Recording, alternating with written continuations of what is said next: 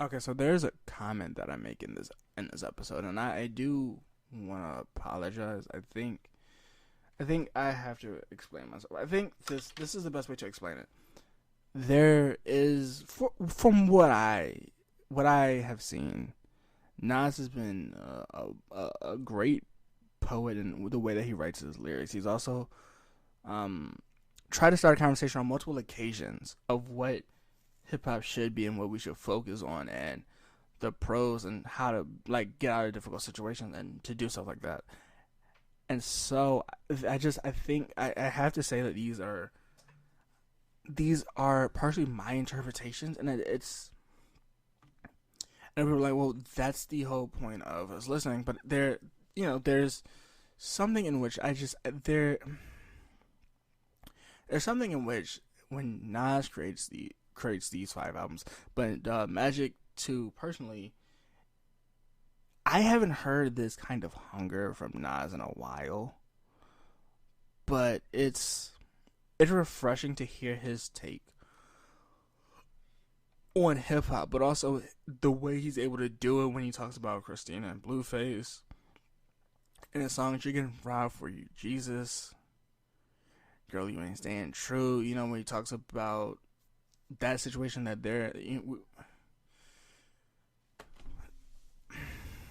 and it's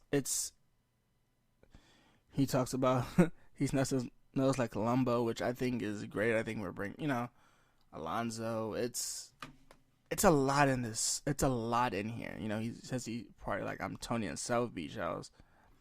There's a lot in here that can be up for interpretation. As I said, train bars with gods until they get this screw face. This is by far like one of my favorites, and this is the actor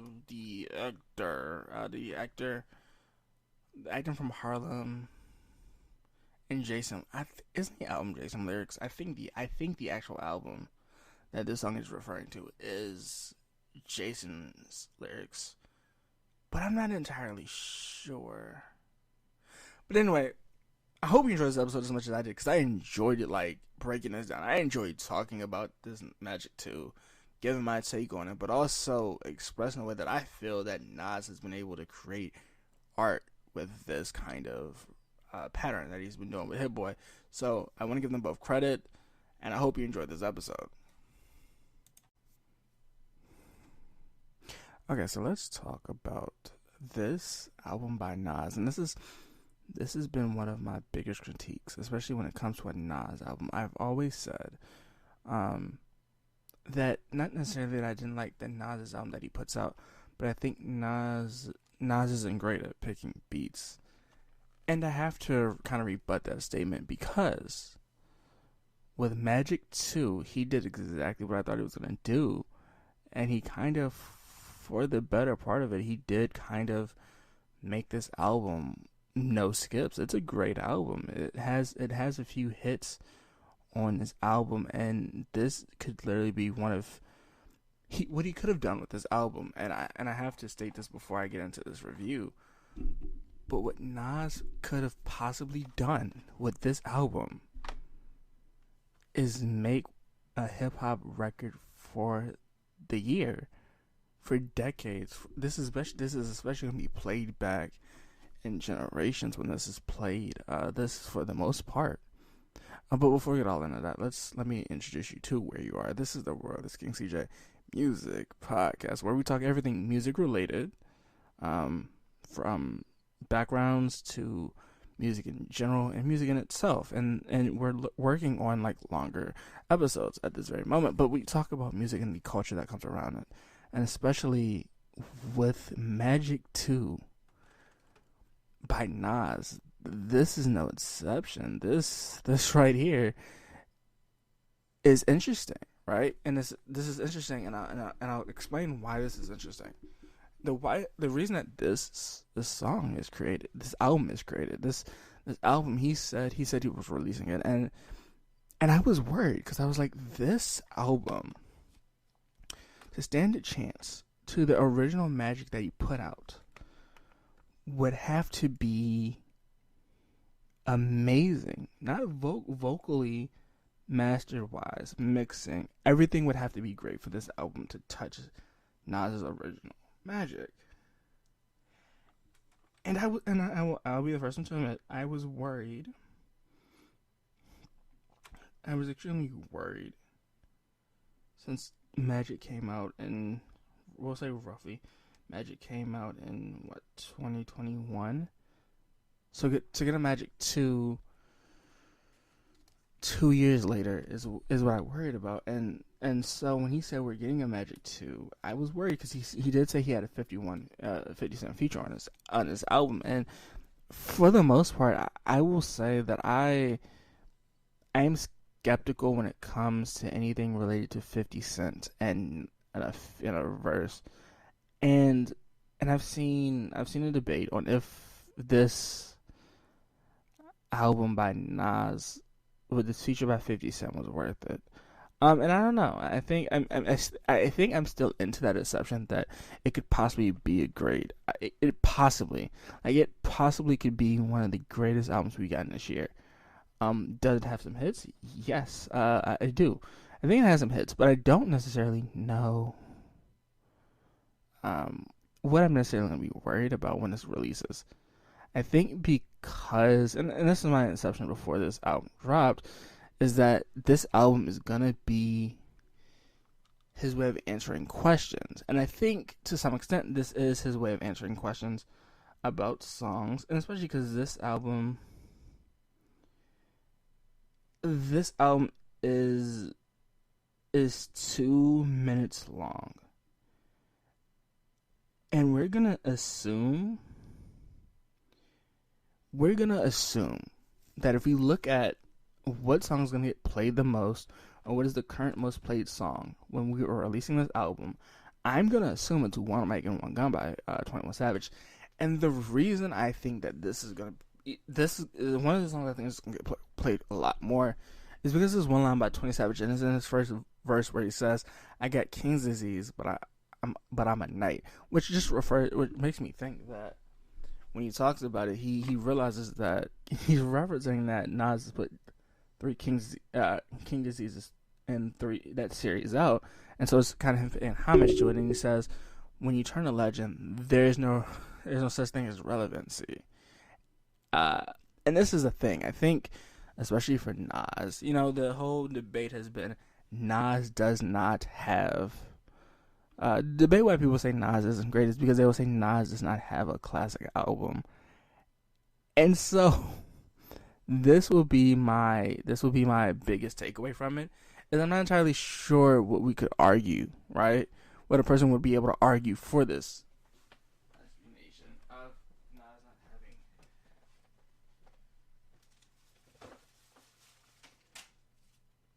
I don't know what somebody could argue about Nas not having one of these albums, and I think the question is, if he doesn't, then who does? And what I've come to realize is that there are a few people that have classic albums. Okay, so the question is, does Nas have a classic album? And I think King's Disease, the second one and the third one, would be his option and his pick. Magic 2, but Magic 2 to me, I think it's phenomenal in the way that this is set up. I think there is a thin line between what people will say, this makes a great album, and what doesn't, and what does make a great album.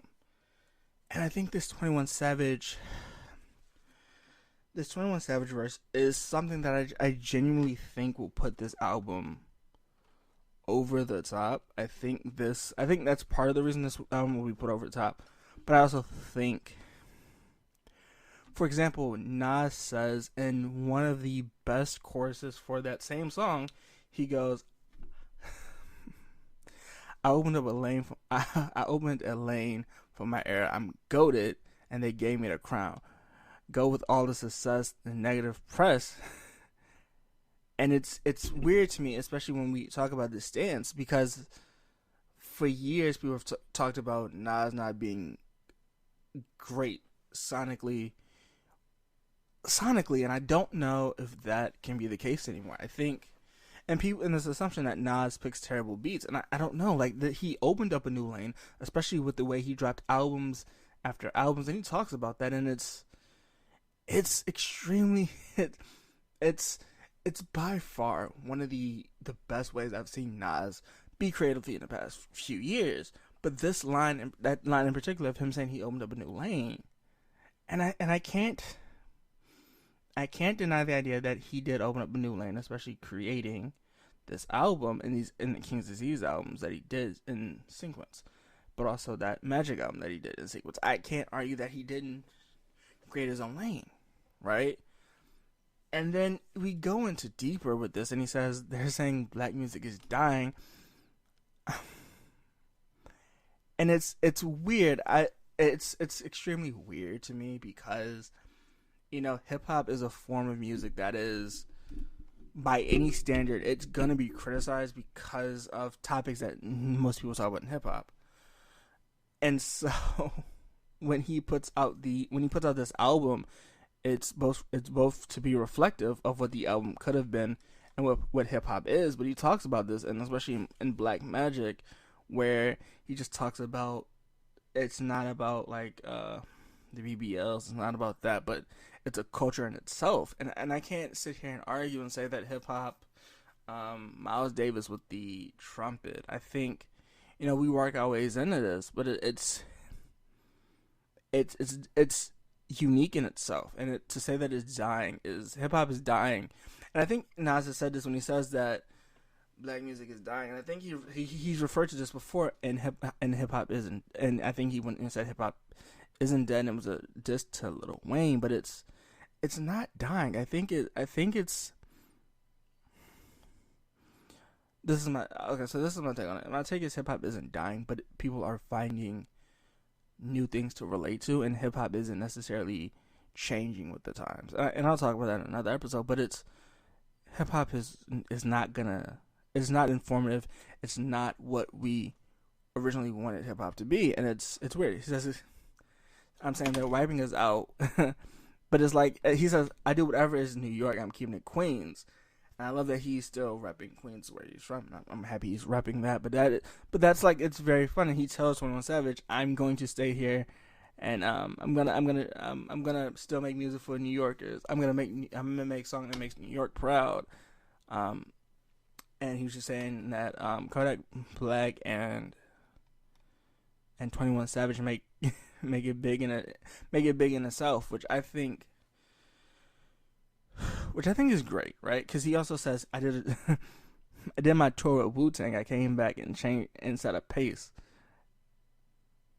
And this is interesting if he went on that Wu-Tang tour and then released these albums back to back to back, which we cannot deny is something unique. We haven't seen Nas put back to back albums out. Like, putting back to back albums out is crazy from a production, but him and Hit Boy have been able to do it where they're back-to-back albums, and I love that the way that is back-to-back-to-back. They ran into my crib, I can replace it, you know, and I like this, him saying, okay, materialistic things, they can take from me, but I can always replace it because I have enough money, and I'm okay, and I like that I can do it. I'm invested in Ring, which I think, when he's saying Ring, I think he's talking about I think he's talking about the Ring service. I think it was rumored that Nas had bought into it, right? It's cool to be mainstream, but I'd rather be timeless. And this is the thing, and I think over the years, especially because Nas hasn't been, like, his albums have never been in like the public eye like a Jay-Z or a Drake, you know, but it is something you gravitate to, especially if you are looking for a Nas album.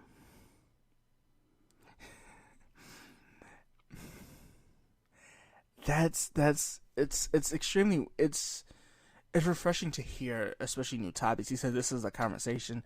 Bullet wounds in the jail cell couldn't stop me from my destiny but the record of what Nas has been through, and he says it another time, he has no regrets, and it's stuff that he's been through, right? And it's he says, I got stocks, I got bonds, and this is by far like the best like production of a Nas album. But it's also, and I have to be honest when I say this, but this brings out the best 21 Savage I've heard in a while. I think and for example, 21 Savage says, I'm chasing the, you rappers are chasing hype. I do, but I don't be trying. I ain't got nothing against no legend, but I'm still trying to stay in line, which is great. I was platinum before I signed a deal, which is amazing for any artist to do, but it's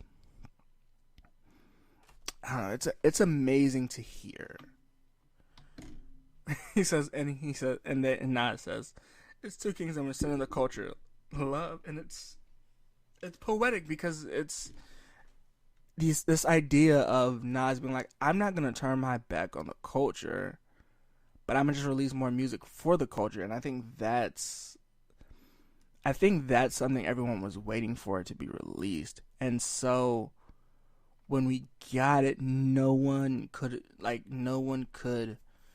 say he didn't do it, and this goes especially for that second song on the track, which I cannot pronounce, and it's, he says, they're gonna try me, they're on my body, no Illuminati, which is crazy. He says there's no other way to describe me other than godly, which it's like, I hate, but this idea of Nas not being godly in the way that he creates music is one of a kind. Like, it's, for example, and I will admit to, at some point when Nas released Still Mac, I was like, the beat doesn't match the beat, or it matches his style of rapping very well, but like Magic 2 is just it's close, it's the closest to a masterpiece I'm going to get, right? It's, by Nas' standard, it's close, it's the closest to a masterpiece. It's not Mac, it's close to Ill Mac, but it's weird to describe him as godly, because he's put out works back to back to back to back, which is hard for a lot of artists to do, is drop albums back to back to back, and I just can't get over it. He says, I want to hear something new. I've been feeling something. I've heard I feel like a lot of hate since I've been creating with Hit, and to be honest, I've heard a lot of people say when Hit and Nas got together that they weren't sure that this was going to be a productive collaboration. But we have 4 albums with Hit Boy. We have 4 albums with Hit Boy and Nas, and one, I believe 2 took home Grammys, and it's, this third one might also take home a Grammy, and this is a song that I just, it's unique, right? It's definitely unique. It's him stating it, and he says, I have doom rag energy, which I think is something, I think Nas has always had like that kind of swagger to himself. He says, I'm seeing black, so I got a black, the black magic is black. And this is his line that I think is so influential when I hear it. He says, one generation don't listen to Nas and don't listen to rap. It's weird, because when you look at the way Nas has been able to put out the music that Nas has been able to put out over the years, to say that you don't listen to Nas at some point, if it's Roll My Way Out, which was Nas's, what was it was, I think that was a single. The World Is Yours, New York State of Mind, and this is all from It Was Written. Like, not I Can, God's Son, Made You Look, that was also God's Son, Memory Lane, Ill Mac. It Was Written. Like, it's very hard for me to go and say that there's not a generation of people that will listen to Nas like We Will Survive, Ghetto Prisoner. It's so weird to me. I think he's on one version of Dead Presidents, and it's to say that if you haven't listened to Nas or hip hop, or that diss track to Lil Wayne where he says hip hop is dead, like it's so weird to hear this sound come back and be like, one generation doesn't listen to Nas, doesn't listen to rap. It's because Nas is so influential to rap, and it's, to be granted, it's not a lot of people. It's not a lot. It's not a generation that if you're like, hey, who do you listen to? And they don't say Jay-Z or Nas, and you're like, that's that's hard to believe because you either grew up on Nas or you either grew up on Jay-Z, Pac or Biggie. Um, we could argue Lil Wayne, Rose, YMCMB, MMG. It's hard to believe, right? It's very hard to believe when you hear it. And he says this, he spit on my plaque, which it's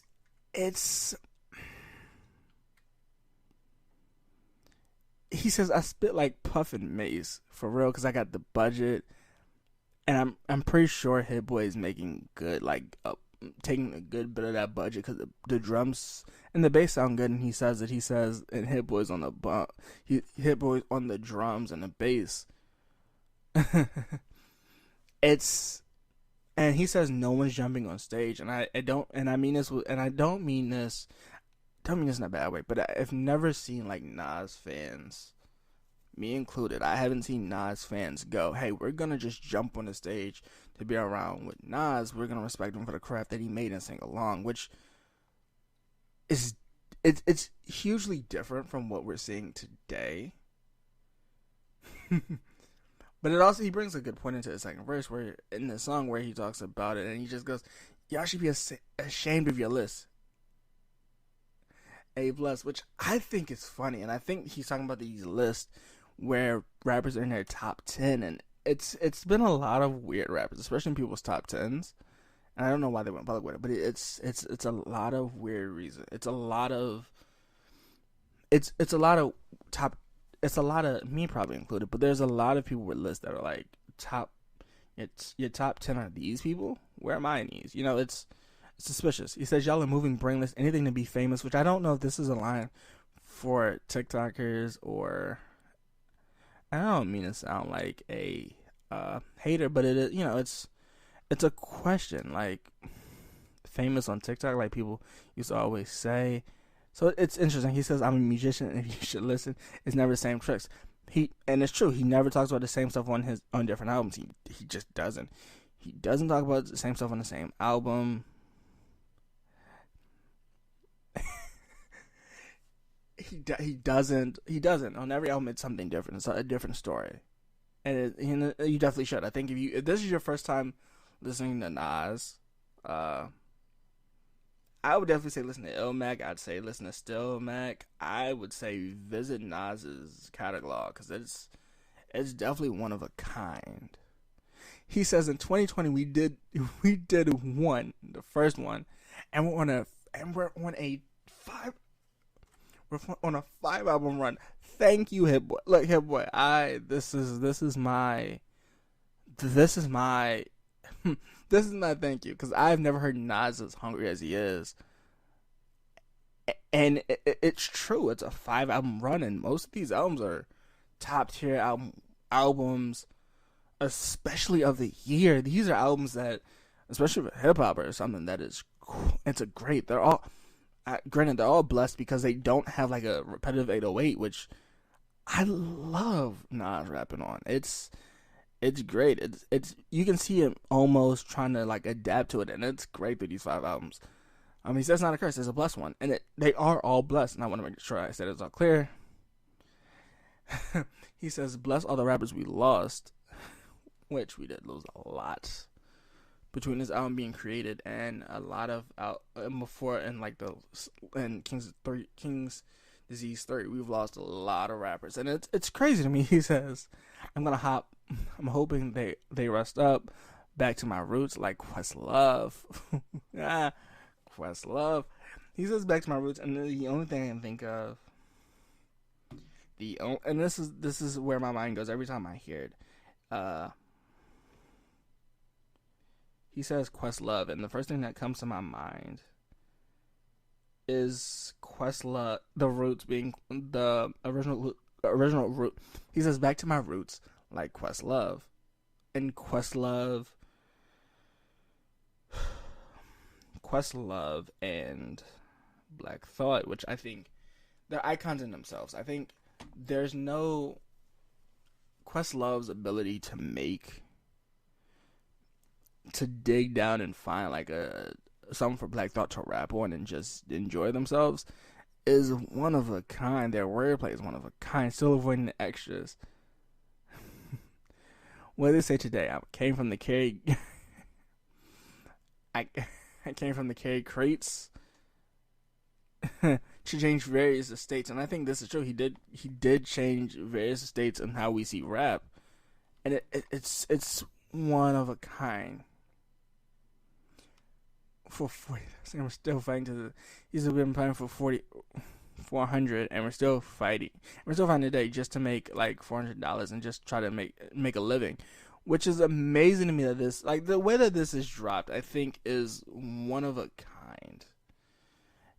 It's unique in a way that this is created. I think. Now to talk about this verse, I think. So this is the thing. I think everyone was hoping for a different verse, and I think a lot of people were. But it's not the best 50 verse. It's not the best 50 verse ever. He says, "Innocent victims, stick them to the book, stick them, get them, book them. Good, you got him." It's repetitive. It's not creative. Like 50, I love that you created an art. Kill, switch, run. You still it's weird. Like I don't hate that 50 Cent is on the office hours. I don't by any means. It's okay, but it's not. It's weird. Like 50, I get it. I get why Nas did it. They're both from Queens. I get it.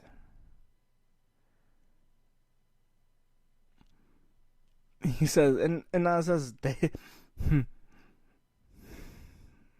know over 808s and fatal samples. I got Yayo, and this is one of a kind. I see a bunch of Fredos, which I think.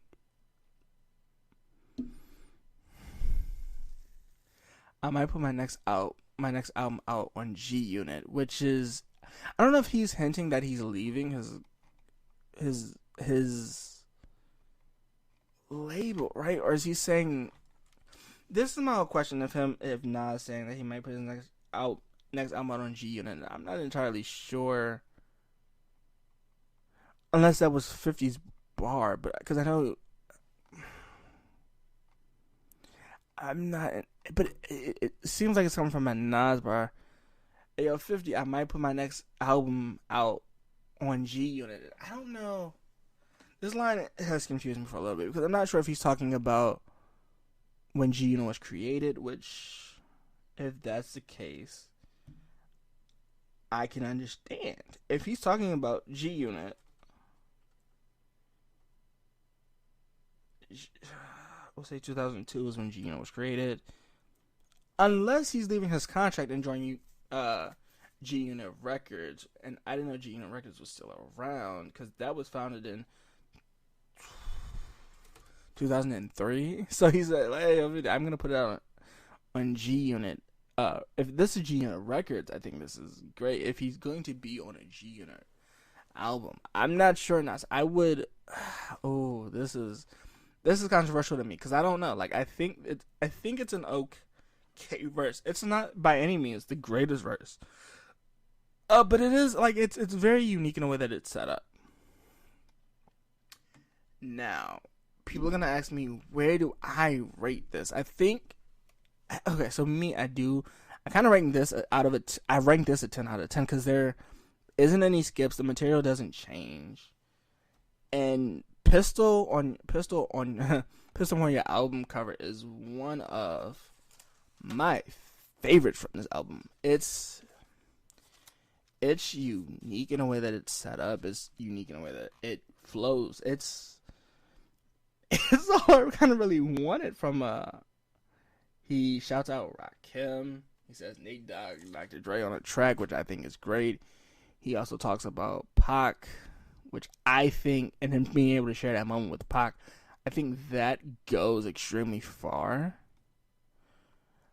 But and this is the thing, and I don't know if anyone caught it, but in this audio, it sounds like it's a KRS-One where the person goes, "I know the light is the bridge, but they keep on watching me." And for some reason, I'm like, "Is that KRS-One?" I'm stolen probably, but kicking the flavor to society. And I'm like, I don't. Is that KRS-One? And I've been trying to figure that out. If that's KRS-One, and I'm not entirely sure, but I do think KRS-One is on his track. He said, and I love this Nas verse of him saying, "This is the hardest since Corrupt, Nate Dogg on a hook and Dr. Dre on a track." And I think this is unique. I think I like this album a lot. I think I like this album a lot, and I think it's because while this album has like 2 features, most of this doesn't, and most of this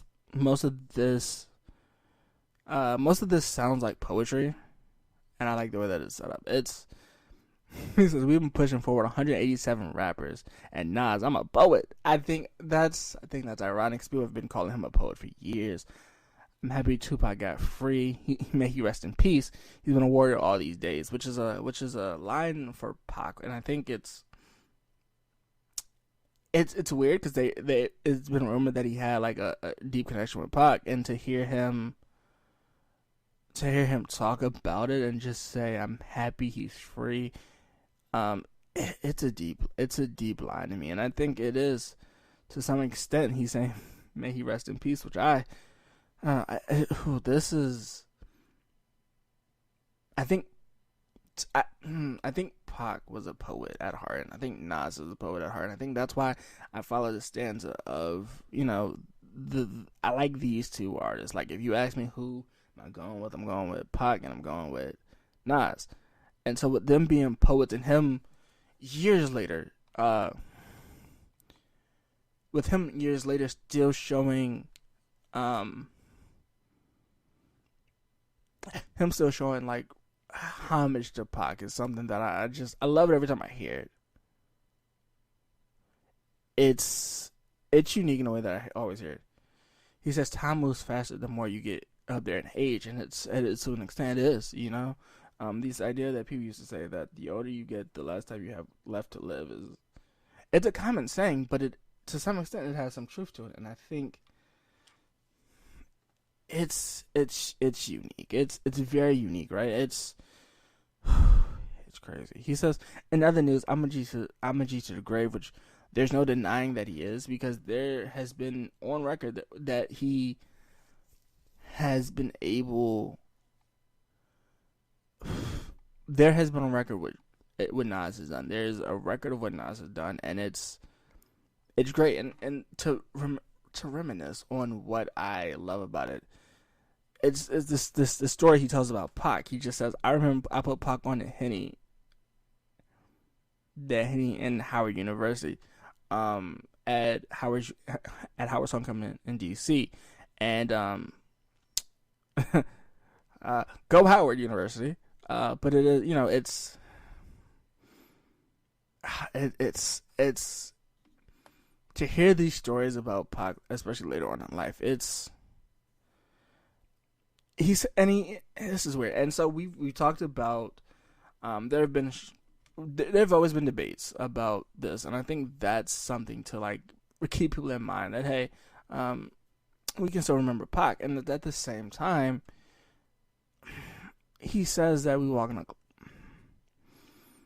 He takes this line, and I love this idea. I love this idea of how this is put together. But he says that when I used to ship a milli out the gate, it's a different world. Digital scales to record sales, and this is my favorite line, and it's because we can have this conversation, right? The conversation of the digital scales to record sales. So it's always been how much money are people making from streams compared to how much money they're making from album sales on like iTunes and CDs? How much money are the artists actually getting? And this is a lot. This is this line in particular is something I've always had a question on, and I don't know. I probably don't have that much pull, but there, his My Journey was great, but it was different. And it makes me question, like, is there what's the pay ratio, right, to digital, to streamings to record sales? I think record sales are every 3 or something like that goes to the studio or goes to the label, and then, but I don't know how many. I don't know the answer to the streaming question. However, he says My Journey was great, but it was difficult. But what in life isn't both? It's definitely weird. I will say that and this song is definitely probably gonna be on repeat for me. It's solely because, a lot of choices in life are very difficult. But when you get to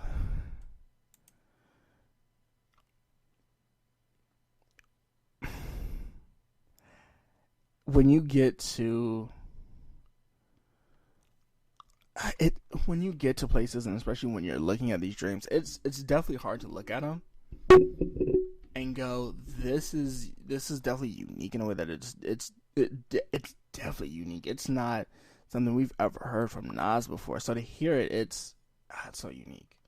And Karis, one, I'm happy that you were on this and that QB was MC. Shane, I'm not a huge football fan, so I do want to preface that by saying that I am sorry. But this album overall is an album that I just, to hear this album and to go, hey, this album has no skips for me, is crazy. I think it's, even slow it down, it's not really Broken With Lime, Magic Johnson, where he just talks about the ability to get property and enterprise. And talk about Left Eye, which I think is unique in itself. He talks about My Brother Will For Real, which could be great. This is, overall, I think this could be one of the greatest things. He talks about Family Squad, Money Ties, Suit and Ties, which I think is a run and play off of, it could be Suit and Ties, but I think it's that Justin Timberlake and Jay-Z song, Suit and Ties, which is great. It's a metaphor, double entendre. He says, shoes and ties, ready to ride, choose a side. I thought I told you on Tide, we was surfing.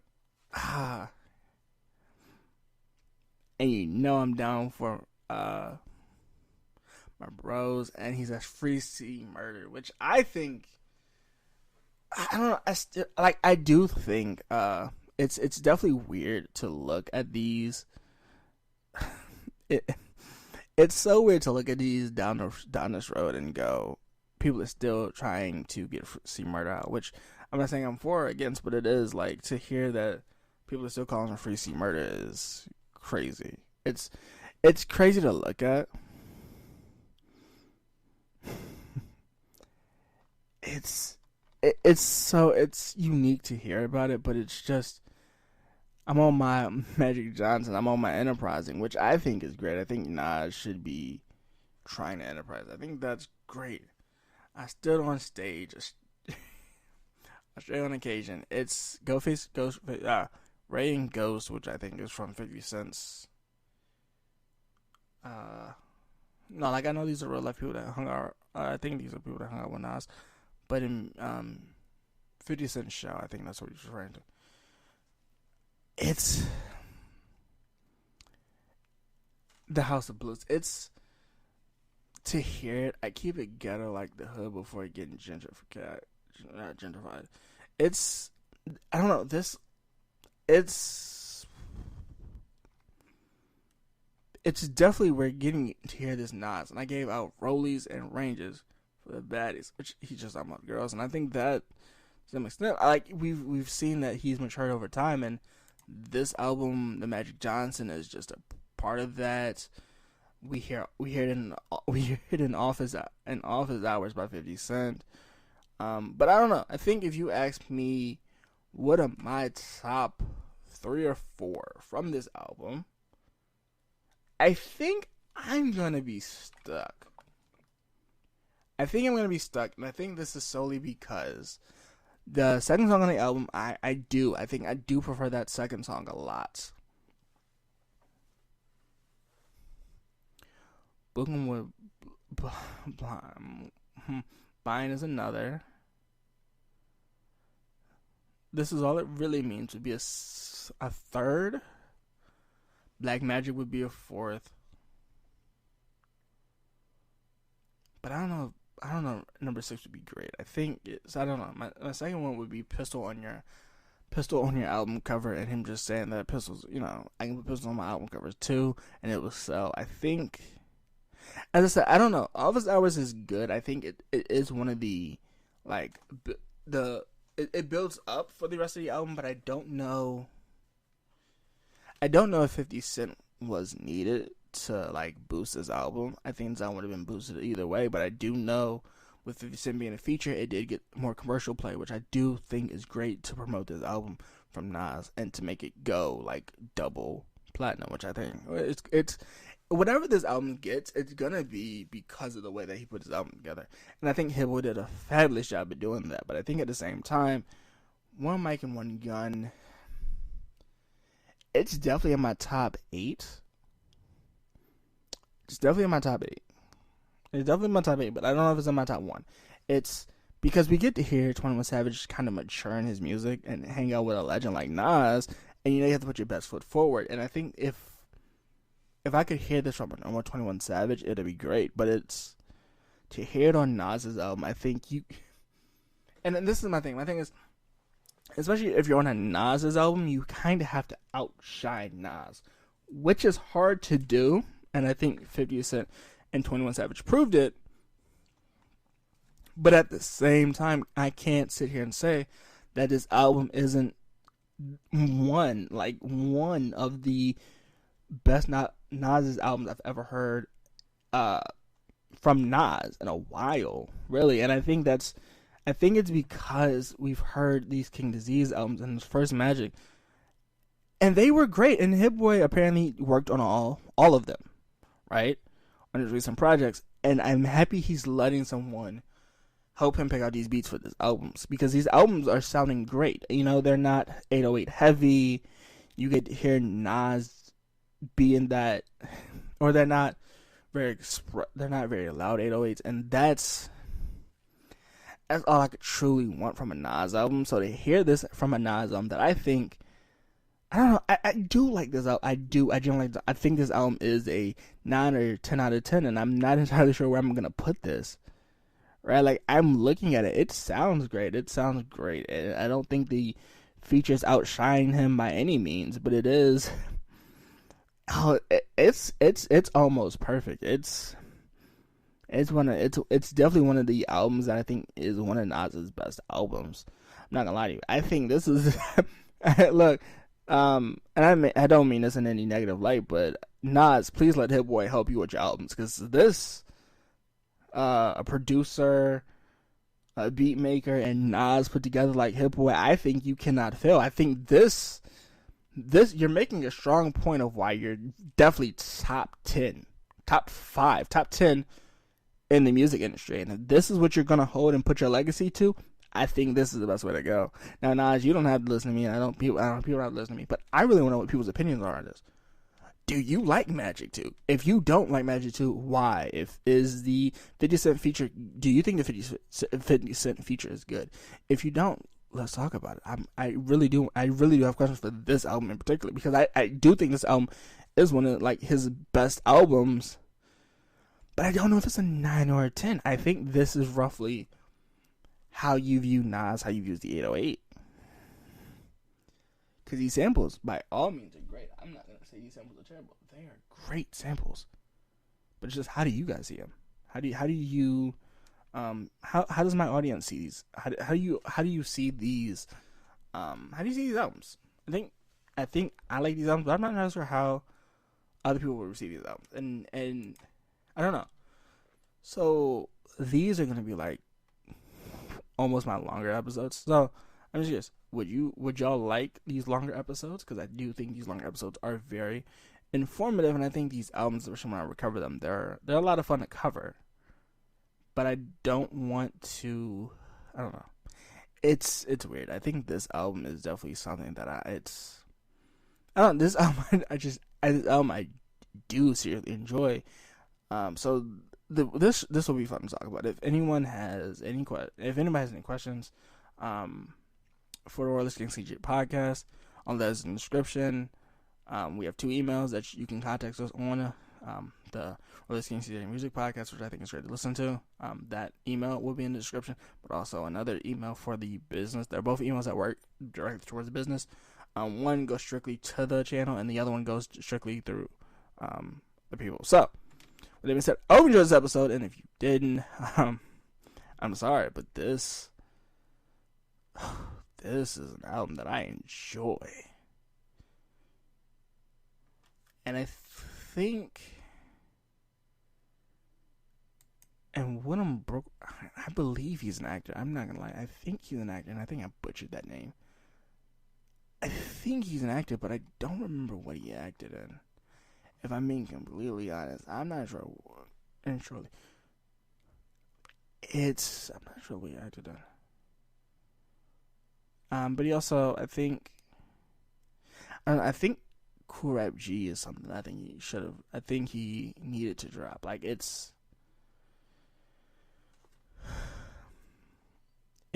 unique. I think Tony Montana was something he needed to drop in here, which I think is fine. I think, especially says I party in South, like this. I think this album overall is gonna be a great album. I think this album, while I did miss a few like small points, and I don't want to carry this episode to be like hours long. I think I think this is gonna be one of the greater. I think this is. I'm entirely sure. I'm not sure where this will rate when I edit everything in, but it is one of the better albums for me. But with that being said, I hope you enjoyed the episode.